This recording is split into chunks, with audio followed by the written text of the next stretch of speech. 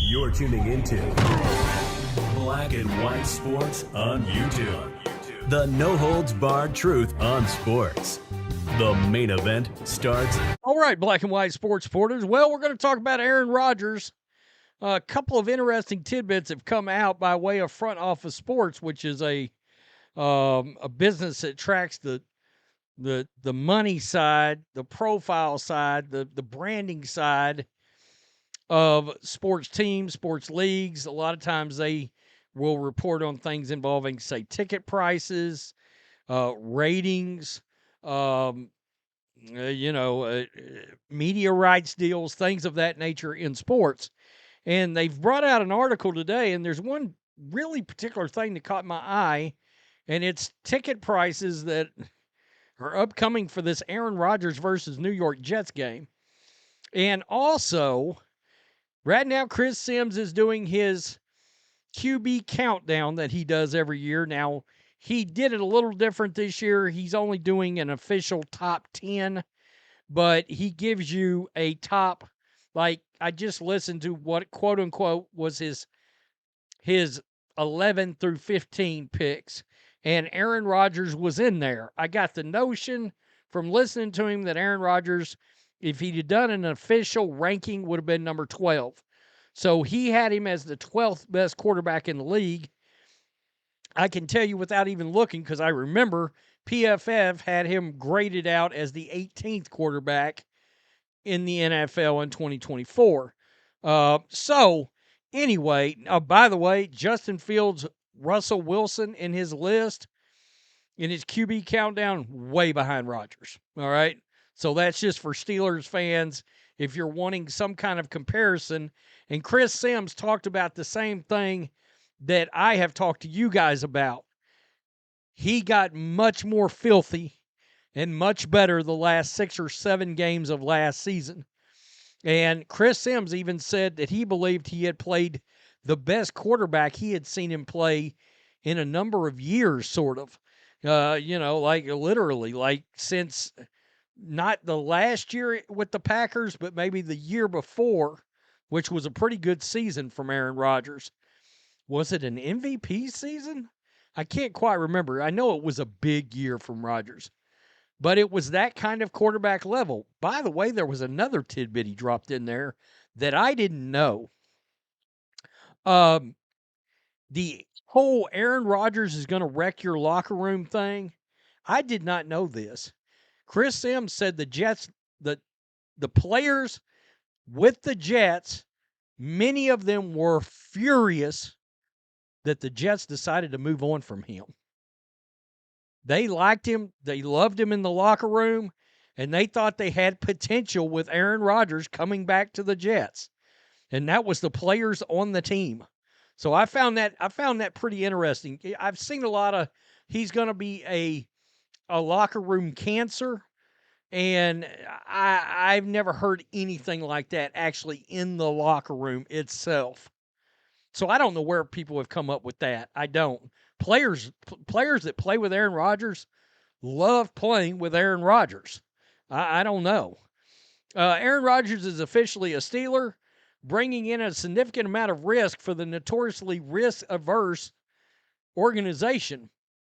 After months of speculation, even confounding Steelers coach Mike Tomlin, Rodgers notified the team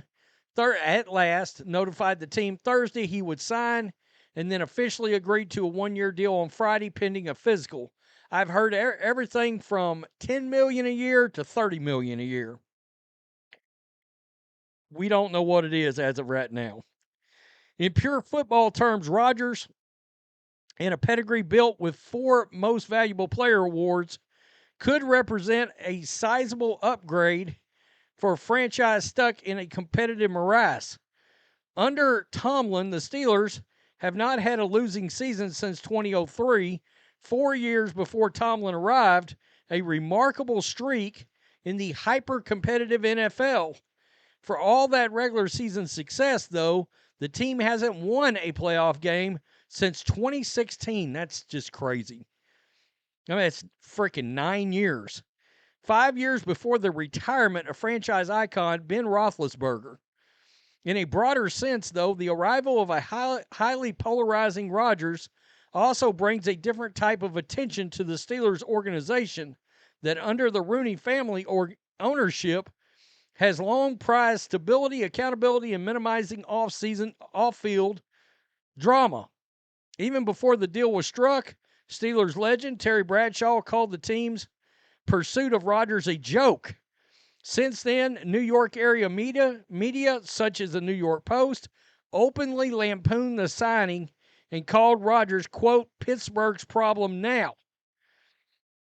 One thing that is certain, though, Rodgers signing with Pittsburgh, the Steelers will be an even more prominent fixture on television this season than the perennial popular team already is.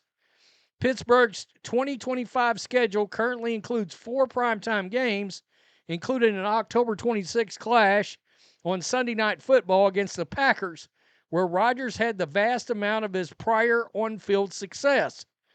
The Steelers, meanwhile, will begin the regular season at the Jets, Rodgers' most recent team, and that game is certain to be a key element of the early 1 p.m. Eastern window on the league's first Sunday. TickPick also set an average ticket purchase price of $326 for that opener represented the most expensive Jets regular season game that the company has tracked.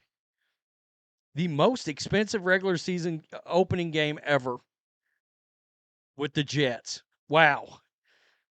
Other key late season Steelers games, such as late afternoon matchups against the Bills and Lions, will be shown nationally by CBS. A September 28 game in Dublin against the Vikings on NFL Network have gained further prominence with the arrival of Rodgers. Other Steelers games later in the season currently slated for afternoon windows could additionally get flexed into broader windows.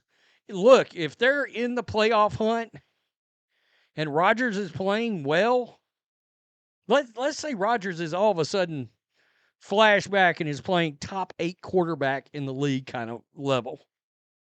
All right, let's say we're 9 or 10 games into the season and Rodgers has thrown 30 touchdowns, and 3,800 yards already. Then you're going to see those primetime windows. If the Steelers have a good record, they're going to start wanting to flex those games in the primetime. NFL officials previously said they were keeping factors such as Rodgers in mind when developing the 2025 schedule, but ultimately released it last month on the normal timetable with the quarterback still unsigned. Yeah, a lot of people are calling BS on the NFL not knowing, because obviously they put the Jets against the Steelers. Now, they tried to claim some of that was because of the Justin Fields. The NFL did come back and also say during that schedule release show, look, if we would have known Rodgers was going to sign with the Steelers 100%, then they would have put that Jets game in prime time. Whether or not you want to believe that, I don't know. They just told you it's the most expensive ticket for a Jets opener ever. That's pretty interesting. But there are other factors too. Brand new Jets coach. Fans are going to be fired up for that. And Justin Fields, brand new quarterback. They're going to be fired up for that. So I find this pretty interesting. I also found it pretty interesting that, frankly, Chris Simms had Aaron Rodgers as high as he did on his list. But I think he seems to suspect, kind of like I do, Rodgers is going to have a good year this year. I think he's going to be a lot healthier than he was last year. And like I said before, in multiple videos now, he looked a lot healthier the last 6 or 7 weeks of the year. How that works out, I don't know. Father Time is undefeated. But Aaron Rodgers has one of the most historic cannons ever attached to his shoulder. So he's not going to lose arm strength. He'll be throwing rockets when he's 57 years old somewhere. Tell me what you think. Peace. I'm out. Till next time. Thanks for watching the show. Be sure to like, comment, and subscribe. Be sure to tune in next time on Black and White Sports.